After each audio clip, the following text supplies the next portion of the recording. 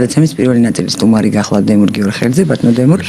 მადლობა რომ მოგზანდით და ბატონო დემურ, ალიასკაზე ტრამპისა და პუტინის შეხვედრის შემდეგ თითქოს გაჩნდა ასეთი იმედი, რომ ფინალისკენ მიდიოდა გეოპოლიტიკური დაპირისპირება დასავლეთსა და რუსეთს შორის, რომელიც დასავლეთს, რუსეთს, ინდოეთსა და ჩინეთს შორის დაპირისპირებაში გადაიზარდა ლამის ბოლო პერიოდში და შემდგომ განვითარებულმა მოვლენებმა უკვე ცხადყო, რომ ფინალი აი ამ ომისა და დაპირისპირების დამთავრების ახლოს არ არის. ჯერჯერობით რაც გამოიკვეთა, ჩემი აზრით არის ის, რომ კვლავ გრძელდება და ალბათ ბოლომდე გაგრძელდება ეს ბრძოლა თუ ომი ბოლო უკრაინელამდე და საქმის ისეთი პირი უჩანს მოვლენების გათვალისწინებით, რაც განვითარდა, რომ რაღაც ბოლო აღმოსავლელ ევროპელამდე ბრძოლაც შეიძლება მოუწიოს ვთქვათ ევროპას. რა პროცესი მიდის ახლა და საითკენ მიდის ეს პროცესი და რატო არ უჩანს ამას ბოლო და რამ შეიძლება დაასრულოს? მოგესალმებით, მე შემიძლია მოგზალებული რომ ვიტყვიან ესე იგი როგორც დარწმუნებით გითხრათ რომ ამ თემებზე ჩვენ თქვენს გადაცემაში ვსაუბრობდით წლების უკან რომ ეს ასე იქნება. მე არანაირი კასანდრა არ გახლავართ რომ რაღაცების ესე იგი წინასწარმე, მაგრამ ჩემთვის რა კი დაკვირვებული ვარ ამ საქმეში, გასაგები იყო ერთი რამ, დაპირისპირების საგანი რა იყო. რა უდევ საფუძველს იმას, რაც უკრაინაში მოხდა, იმიტომ რომ აქ უკრაინა უბრალოდ პაიკია. უკრაინა საერთოდ არავინ არ არის.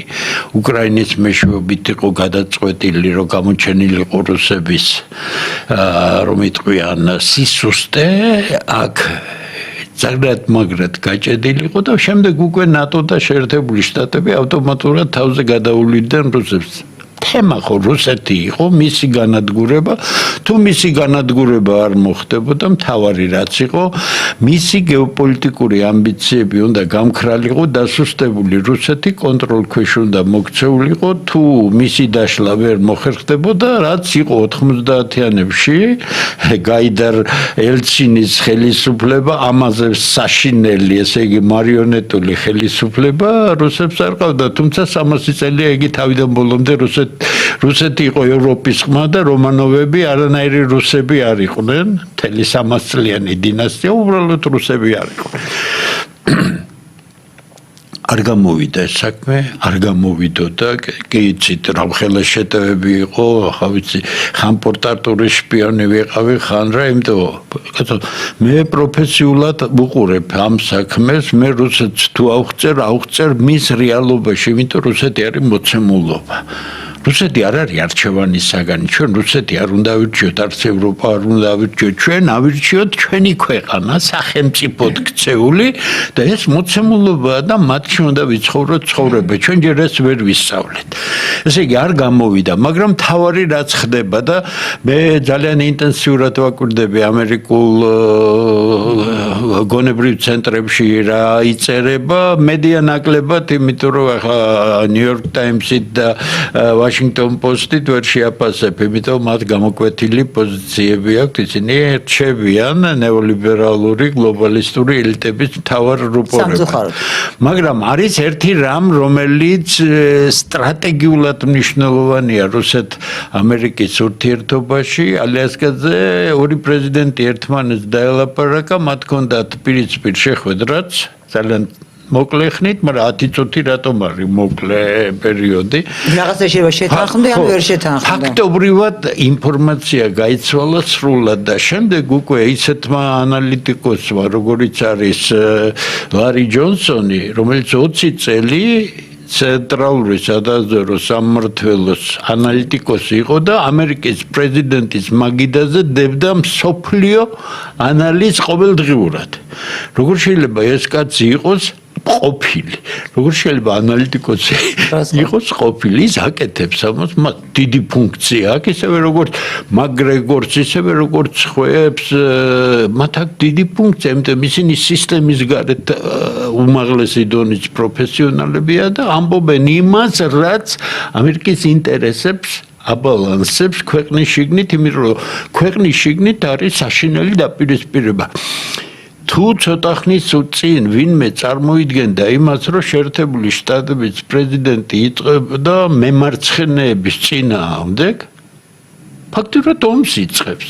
მან ანტიფა გასაგებია. კი, ტერორისტულ ორგანიზაციად გამოაცხადა. ჩვენ რაზეც საუბრობდით თქვენ გადაცემაში, ანტიფა, ეს ბელემი და ესენი ხო ტროცკისტული ორგანიზაციებია, რომელიც გარე სპეცსამსახურების მიერ არის შექმნილი, რა თქმა უნდა, რუსების მიერ არა, ამერიკელების მეგობარი ბრიტანელების.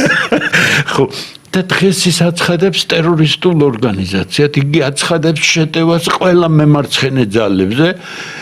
რა არის მათ შორის დემოკრატებზეც, იმიტომ დემოკრატი ჩვეულებრივ მემარცხენე ორიენტაციისა. ეს უკვე ის დემოკრატები არ არის, ვინც რესპუბლიკურებთან ერთად შეკრული იყო თამაშის წესებზე და რასაც ჩემი ბავშვობიდან ვაკვირდები 60-70-იანები და ეს სხვა რამეა უკვე. ეს უკვე კონფრონტაცია. როგორ განვითარდება ეს? ცხადი ასეთი დაპირისპირება მივა იქამდე, რასაც ქვია სამოქალაქო ომი. ან რაღაც დიდი გარდატეხა უნდა მოხდეს. რა ხდება? აი, სულ 2 დღის წინ ღიად ითქვა ის, რომ შეერთებული შტატების პრეზიდენტს მისი გარემოცვა ატყუებს და ის, რასაც პრეზიდენტი აცხადებს, აბსოლუტურად არ არის კორელირებული რეალობასთან და ეს ყველაფერი ძალიან საშიშია. გასაგებია ისიც, რომ და აშკარა იყო, რომ ტრამპის 2 პოლიტიკური შეცდომა, რომელიც მას გარემოცვამ დააშვებინა, რომელ შეცდომებს გულისხმობთ? მე საუბრობ 1945 წელს მეორე მსოფლიო ომში ჩვენ რომ მოვიგეთო. საერთო გამარჯვება იყო მართალია, ახლა ნუ დავიწყეთ ლაპარაკს ვინც მეტნად, მაგრამ ეს ხო საერთო გამარჯვება, ვიღაცას ჰქონდა უფრო მეტი წვლილი, მაგრამ ბრიტანელებსაც და ამერიკელებს ძალიან სერიოზული წვლილი ჰქონდათ. ტრამპი არ ჩავიდა, როცა მისი რეიტინგი ამით უსაშუალოდ გაიზრდა. ჩინეთში ჩასვლას გულისხმობთ არა? არა მარტო ჩინეთში, არამედ ჯერ მოსკოვში არ ჩავიდა და მე ჩინეთში არ ჩავიდა. ჩინეთშიც მას ელოდნენ, ისევე როგორც ელოდნენ მოსკოვში და მას განსაკუთრებული ყურადღება ექნებოდა. ხო სწორია? არ ჩავიდა, იმიტომ რომ არ ჩაუშვეს მისმა გარემოცვამ და ეს უკვე სრული დაეჭვება იყო დანარჩენი მსოფლიოსა, რომელიც ჯერ კიდევ რა ხდება, ისეთ თავისი ქვეყნის ინტერესების ფარგლებში მოქმედებს. ნახეთ, ამერიკელების შემდეგი შეცდომა იყო დამოკიდებულება ინდოეთისადმი. და რა გააკეთა ინდოეთმა პირველად, რაც კი მე მახსოვს მაჰათმა განდის, მახსოვს ინდირა განდის პრემიერობას და ეს პერიოდი ბრიტანეთისა და მათ დაიკავეს მკვეთრი პოზიცია და ფაქტორებად იგნორირება გაუკეთეს შედეგი. დღეს უკვე უახლოესი ურთიერთობა მყარდება ევროკავშირსა და ინდოეთს შორის, ანუ ინდოეთი საპირისპიროდ შეერთებული შტატებისა პოულობს ევროპაში იმ ურთიერთობას, რომელიც ის გააკეთებს კომპენსაციას. სწორია თუ არა ინდოეთის პოლიტიკა? სწორია. ესე იგი, რა გამოვიდა? ჩვენ აშკარად ხედავთ, რომ ამერიკის შეერთებული შტატების პოლიტიკა არის კონფრონტაციაზე აგებული. იმიტომ რომ ამერიკის შეერთებული შტატები რომ დიპლომატიურ კალაპოტში გადავიდეს და თავისი საგარეო პოლიტიკა ესე იგი მიმართოს აქეთკენ, მე არ მეგუნება მსოფლიოში ქვეყანა, რომელიც მის ამ ინიციატივას, ანუ ყველაფერი მოლაპარაკებები და აშკარად იული მოსალაპარაკებელია. ინტერესები რა არის?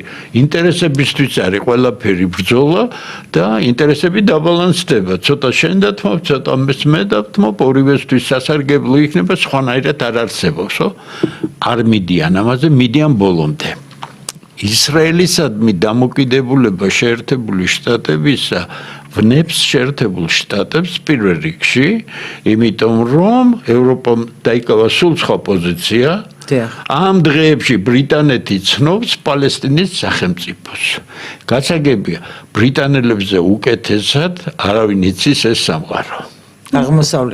აღმოსავლეთი და განსაკუთრებით ეს არაბული სამყარო არავინ, რუსებმა იციან საკმარისად კარგად, მაგრამ ბრიტანელებმა ეს იციან მეცნიერებისა და უმაღლესი პროფესიონალიზმის დონეზე. რა ბრიტანეთის სპეცსამსახურებში მუშაობენ კემბრიჯი და ამ ცნობილი უნივერსიტეტი არაბისტები და რა ვიცი, ესე იგი ისეთი სპეციალისტები, რომლებიც პროფესიულად ფლობენ ამას. ჩვენ ეს პროფესიონალური შესწავლა ჩვენი გარემომცველი ქვეყნებისა ფაქტობრივად დავკარგეთ.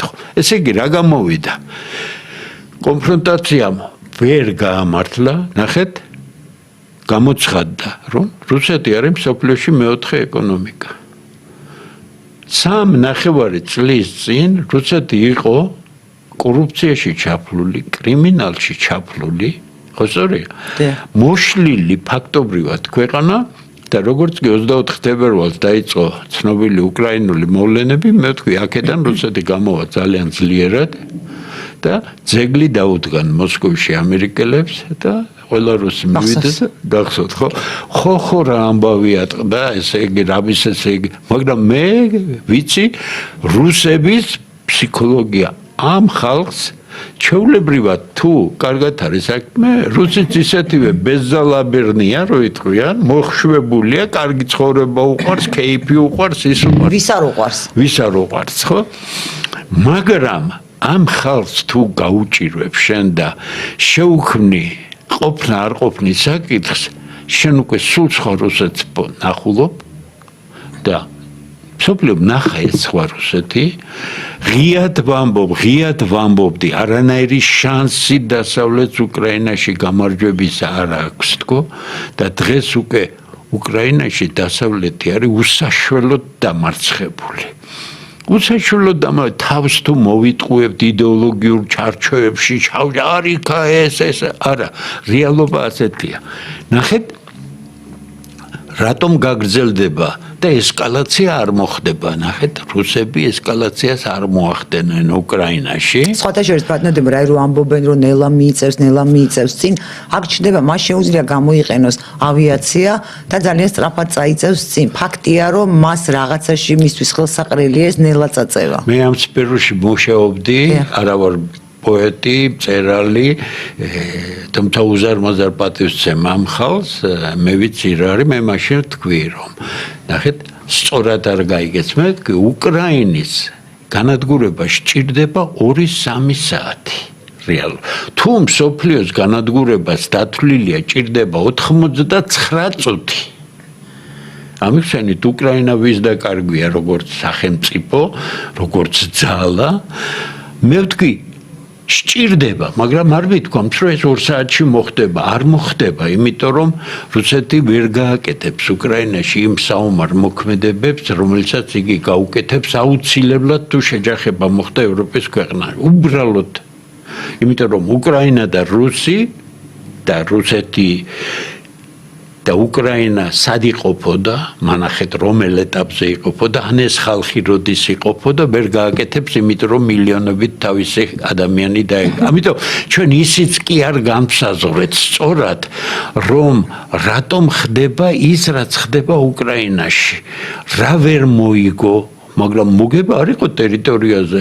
ჩვენ ისიც კი არ გვინდა და დავიჯეროთ, არა და ყველაფერი წინ არის, მინსკი 1, მინსკი 2 2022 წლის მარტის სტამბოლის მოლაპარაკები კვადრატულ სანტიმეტრის დათმობაზე არ ყოფილა, ხო საუბარი. ესე იგი, ჩვენ არ გავიგეთ პრობლემა.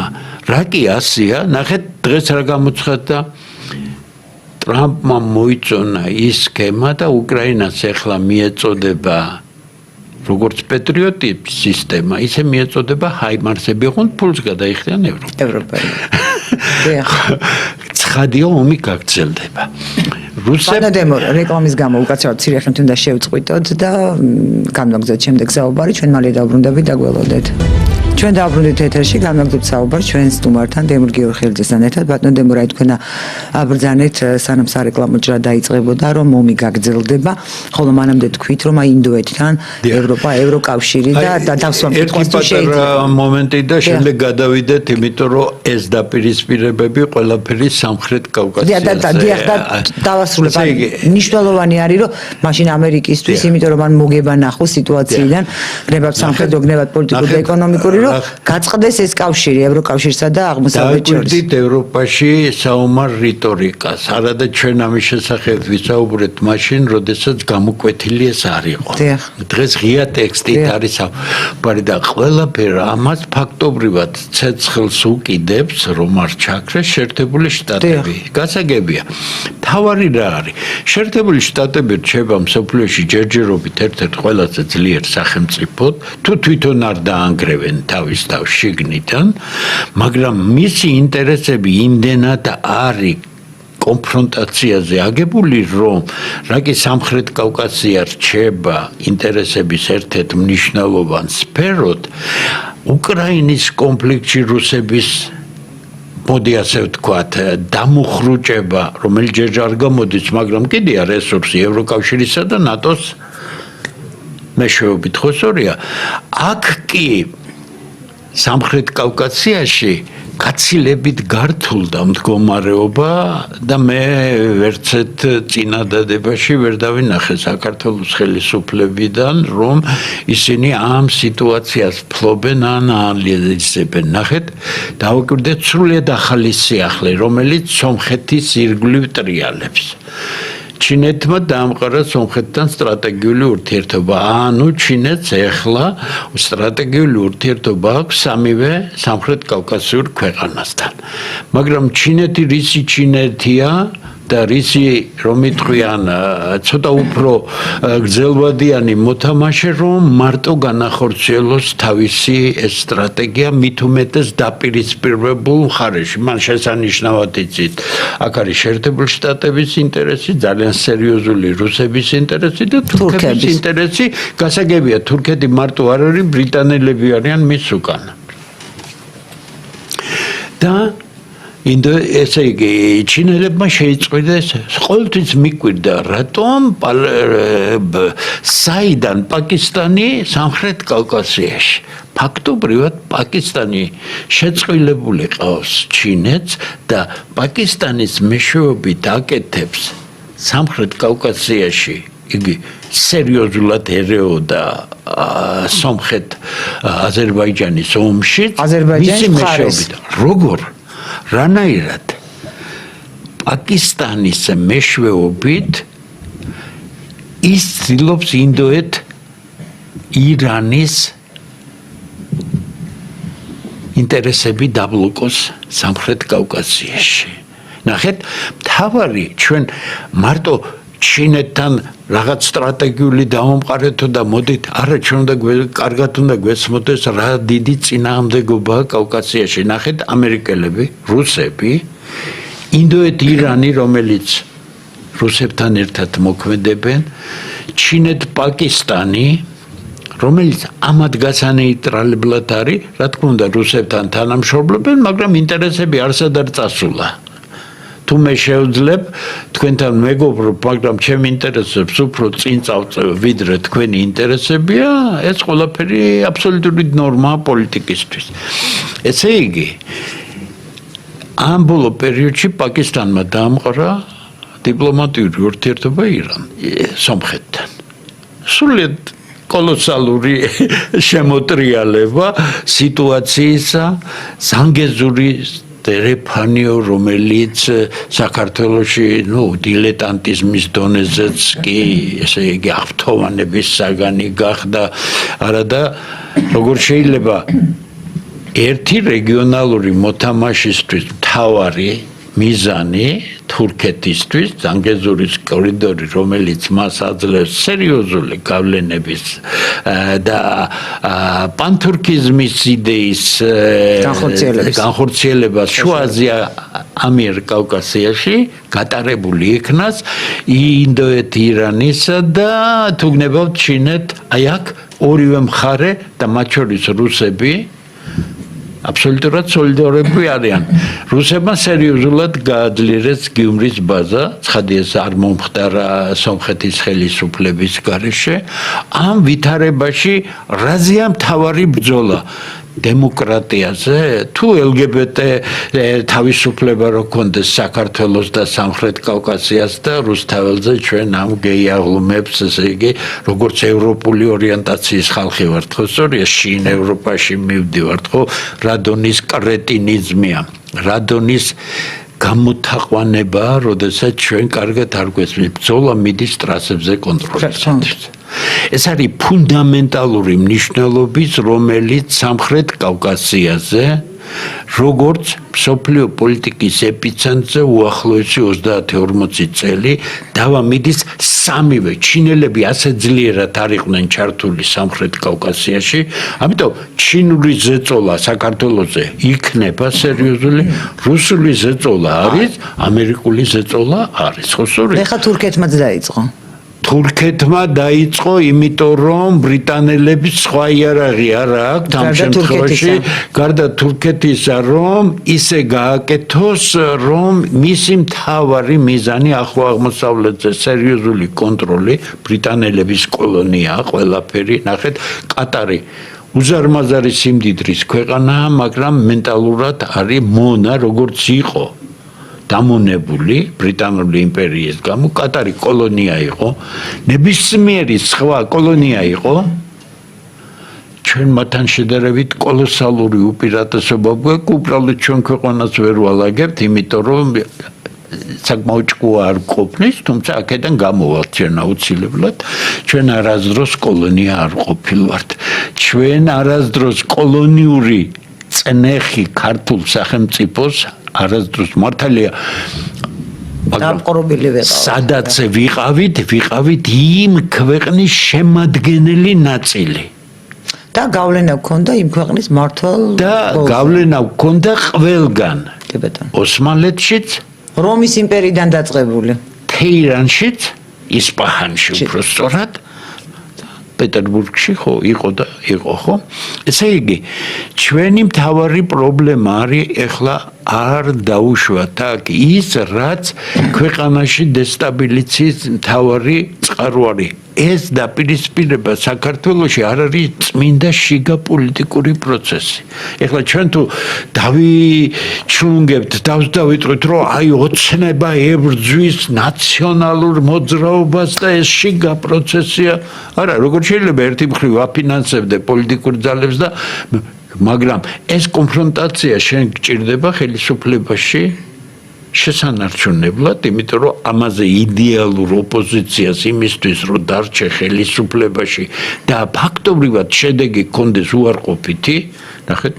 კატასტროფული დემოგრაფია, კატასტროფული მიგრაცია ქართველებისა თავისი ქვეყნიდან, კატასტროფული შემოდინება იმ ხალხისა, რომელიც მალე საფრთხის წინაშე დააყენებს, ხელისუფლებები, ხელისუფლება დღევანდელი შორს რო წავიდე, რომელიც ვერ აგვარებს კრიზისს. დიახ, შენ კონფრონტაციის დონეზე თქვა 4 ოქტომბერს გადააგორე, ეს ყველაფერი მოერია იმას და დარჩი ხელისუფლება. მაგრამ ბატონო დემრა, ჩვენ გადაცემის დაწყებამდე ვლაპარაკობდით ამ თემაზე. კი, ახლა ვიტყვი, მე ვიცი. აი ის შეიძლება ეს კი, აბსოლუტურად ზუსტი ხართ, მეც იგივე ნახეთ.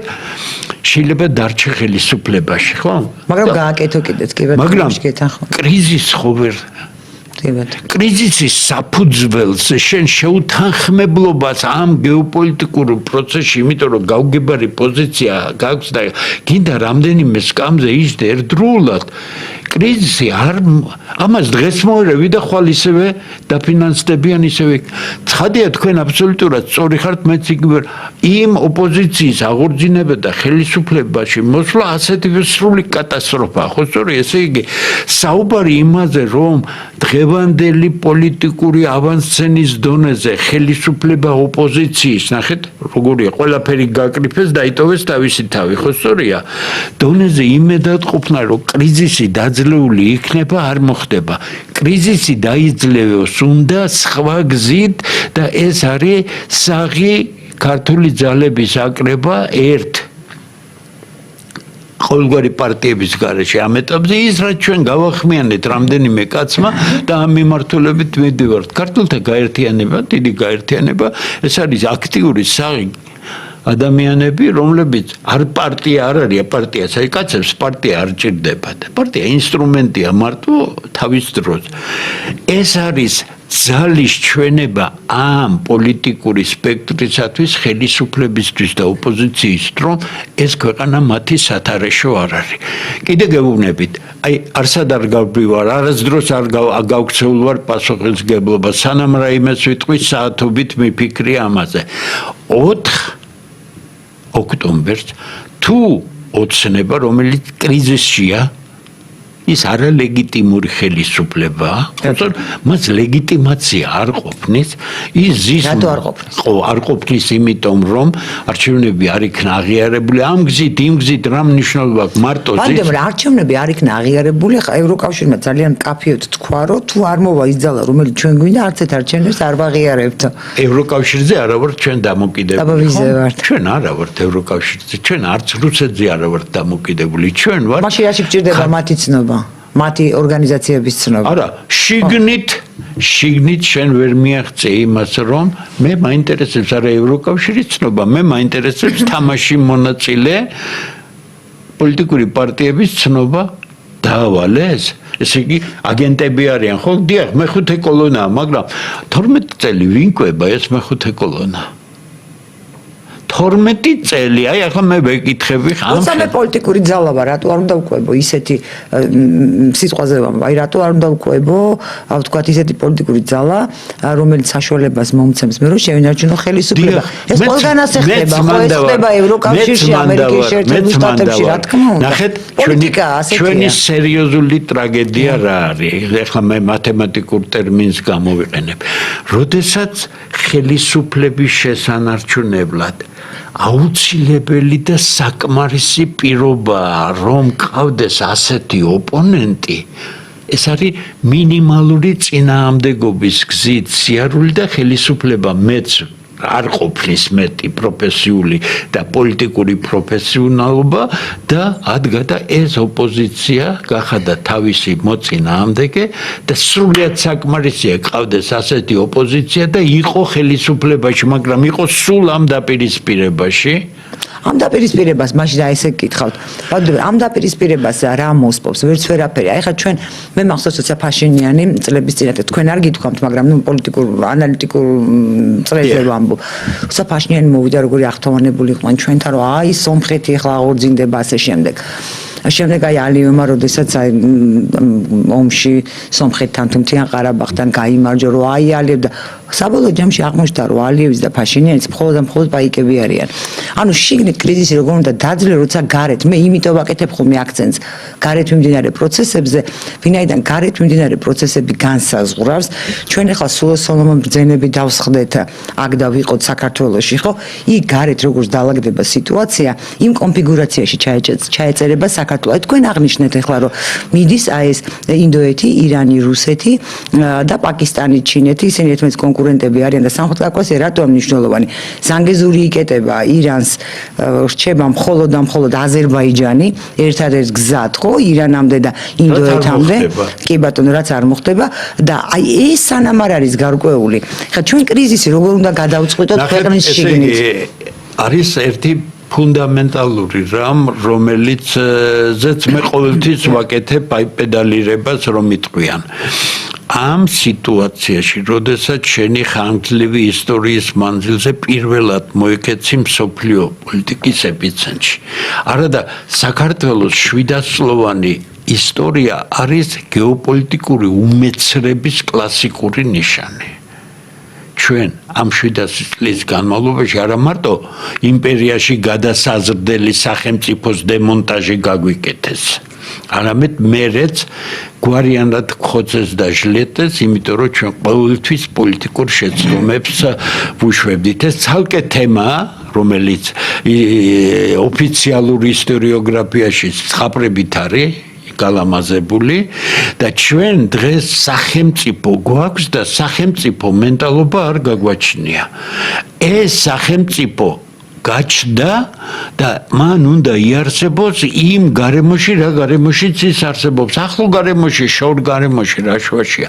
ესე იგი, საქართველოს ხელისუფლებების ერთადერთი მიზანი უნდა იყოს მოძებნოს ის ტრაექტორია, რომელიც ამ უსაშუალოდ რთულ მდგომარეობაში ამ ქვეყანას გაატარებს დანის პირზე. ტრაექტორები არ ჩანს, ბატონო, აიმიტომ გითხეთ, როგორ არ ჩანს არანაირი ტრაექტორია. ჩვენ ხო არ ვიცით რომ აქ აბა რა ჩანს, საერთოდ ის რასაც ქვია მიუმხრობლობის პოლიტიკა. მიუმხრობლობის პოლიტიკა, რასაც გლობალური სამხრეთი აკეთებს. არ დავიწყებ ახლა ამის გაშიფრვას, არაერთხელ გქონი.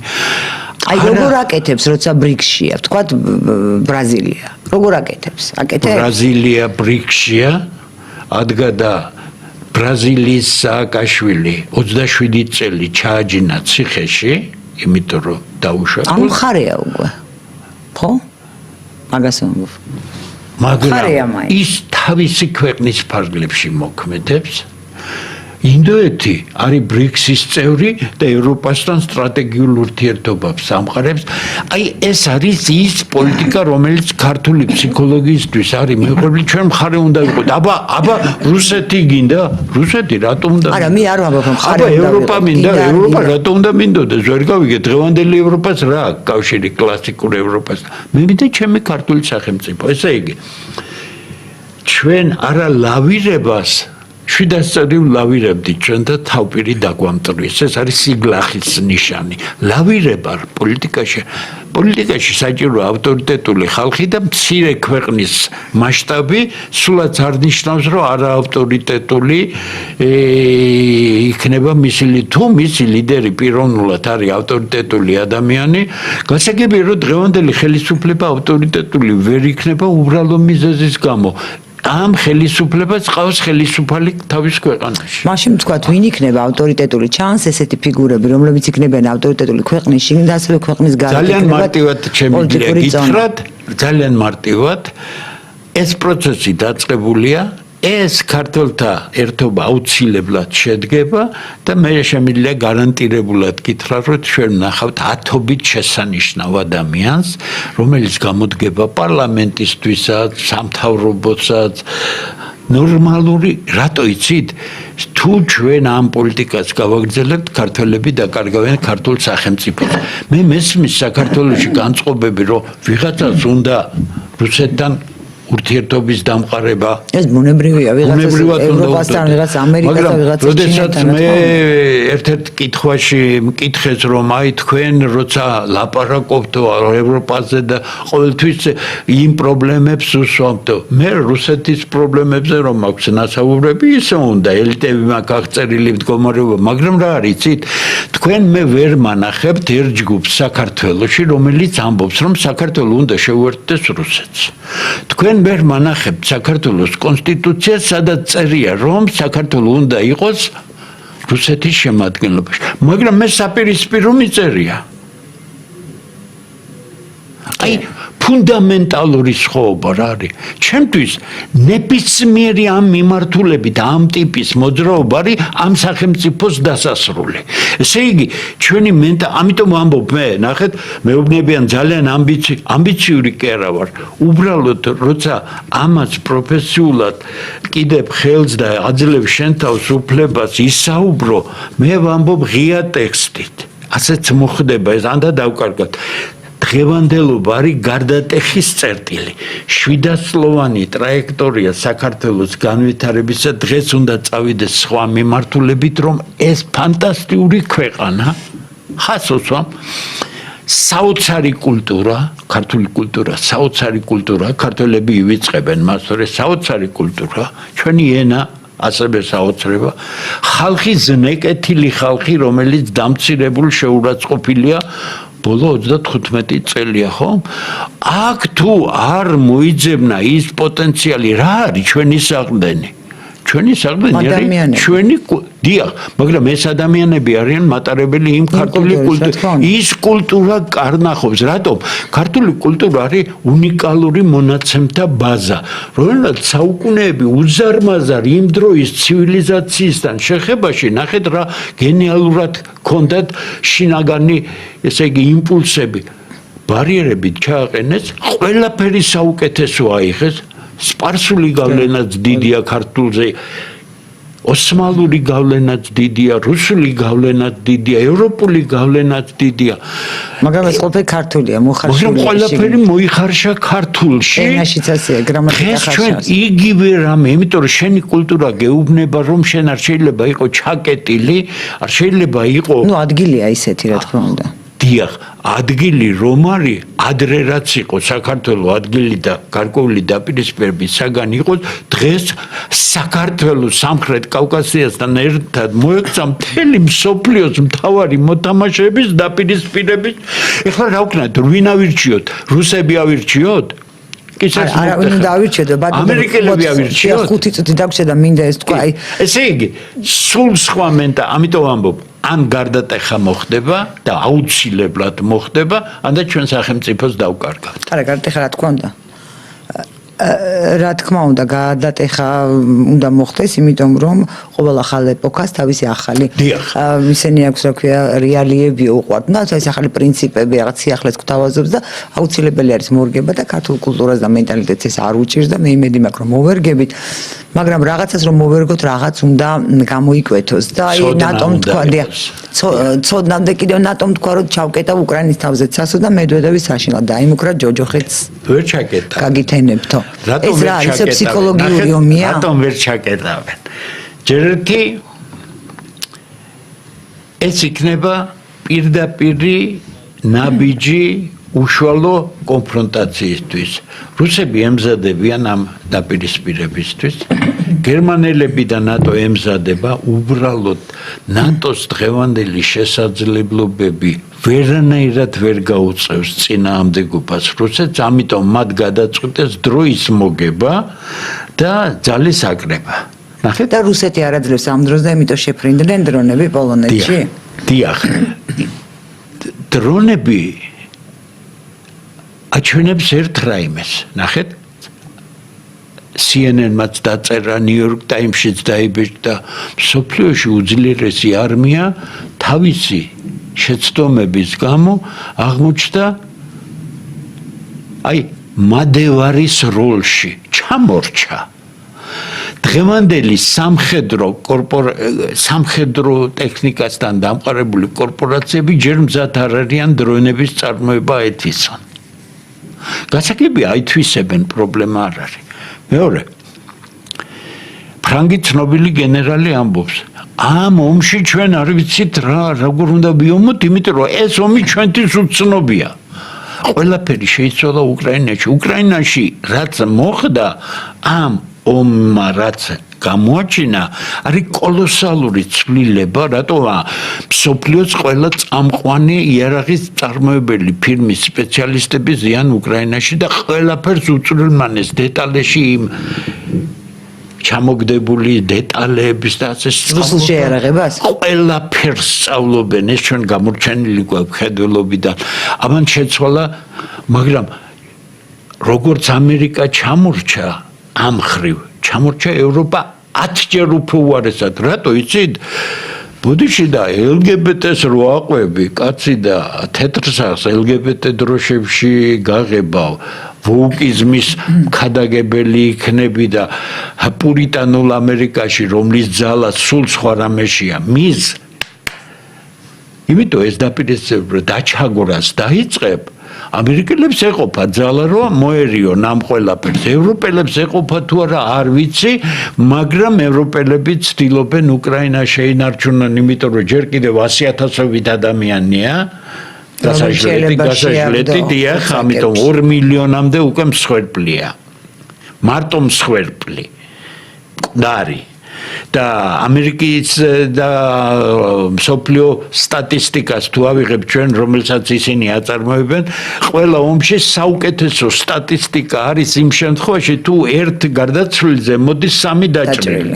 ესე იგი 2 მილიონამდე გარდაცვლილი თუა 6 მილიონი დასახიჩრებულ დაჭრილია, ხო? კოლოსალურია, წარმოუდგენელია, პლუს მილიონები ქვეყნის გარეთაა გასული და ომი გრძელდება. ომი გრძელდება არა იმიტომ, რომ ევროპა და ამერიკა აძალებს უკრაინელებს. უკრაინელები მიიყვანეს მენტალურად იმ დონემდე, რომ მათი მთავარი მისია კაცობრიობის წინაშე არის რუსეთის დამარცხება. ისინი არ შეაჩერებენ ომს, ხას უსვამ, მე ვცხოვრობდი უკრაინაში და ვიცი მენტალობა, თან დასავლეთ უკრაინაში ვცხოვრობდი და ნანახი მყავს სახეზე 20-25 წელი რომ მოიხადეს ბენდერას თანამებრძოლებმა ზუსტად იმ ქალაქში, იმიტომ რომ ლვოვიდან 100 კილომეტრში ცხოვრების უფლება არ ჰქონდათ მეტი ახლო და მე იმ ქალაქში ვიყავი ზუსტად, სადაც ისინი თავმოყრილი იყვნენ და როგორი ლუთხანებში იკრიბებოდნენ და სამოსტინა უკრაინა ამ 75 წლის ამბებს გეუბნებით, ხო? აზოვი, რომელიც ერთხელ უკვე აზოვსტალის გახსოვთ ის მოვლენები, როცა ჩაბარდნენ, ხო? იყო სულ აზოვი არ აღემატებოდა 1000 კაცს. დღეს აზოვში არის 40,000 კაცი. აზოვის ბატალიონის გულისხმობ. დიახ. ეს ხალხი არის, რომელიც არანაირ მშვიდობაზე არ წავა და ზელენსკი ვერანაირ ნაბიჯს ვერ გადადგამს, რომ სამშვიდობო ინიციატივებში მიიღოს მონაწილეობა. ესე იგი, ომი არის ბოლომდე. გათვლა რა აქვთ უკრაინელებს?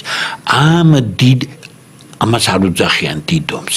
დიდ ომს ისინი წინ ელიან და ამ დიდი ომის შემდეგ რაც დარჩება უკრაინა შევა ნატოში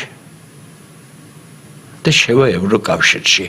აი გამოკვეთილი, ანუ საბოლოოდ მოხდება ამ რუსულ სამყაროსთან გახლეჩვა დიდი ომის გზით და ეხლა მე თუ დღევანდელი გადასახედიდან შევხედავთ, ამას მართლა ბოლო უკრაინელებამდე მოყვება ბრძოლა, იმიტომ რომ არანაირი შანსი დასავლეთს იმისა, რომ უკრაინა გაყოს და თუ გინდა ერთი ეგრეთ წოდებული ობლასტი შეიყვანოს ნატოში არ არსებობს. ძალიან სამწუხაროა და ასევე ძალიან სამწუხაროა, რომ ჩვენი გადაცემის პირველი ნაწილი მაგრამ ჩვენ უნდა ველოდოთ და ახლა უკვე აშკარად გამოკვეთილია, რომ დაპირისპირება მოხდება ნატოსა და ევროპას შორის და რუსეთს შორის. ცხადია. დიახ. ხო, მეც ასეთი ეჭვი მაქვს. ევროპელები ვერაფრით ვერ შეეგუებიან, რომ რუსეთი უკრაინაში გამოვიდეს გამარჯვებული. თუ ეს მოხდა, მაშინ ცალსახად შეიძლება ითქვას ევროკავშირი შეწყვეტს არსებობას და ნატო შეწყვეტს არსებობას, თუმცა ნატო არის ამერიკის შეერთებული შტატების ინსტრუმენტი და იმიტომ არის ევროპელებს უნდა მთელი ხარჯები აკიდოს, რომ თვითონ სხვა მიმართულებით უფრო მეტი თანხების პრობლემა აქვს ამერიკელებს. კი ბატონო, და ის და შემდეგ პრინციპში ამერიკა როგორც ყოველთვის იმთავითვე ჩანდა წაუგებელს თამაშობს, ბატონო დემურ ძალიან დიდი მადლობა. სამწუხაროდ ამოიწურა ჩვენი განცემის პირველი ნაწილის დრო, მედრობით გემშვიდობებით რეკლამის გამო, მალე დავბრუნდებით მეორე სტუმართან ერთად, დაგველოდეთ.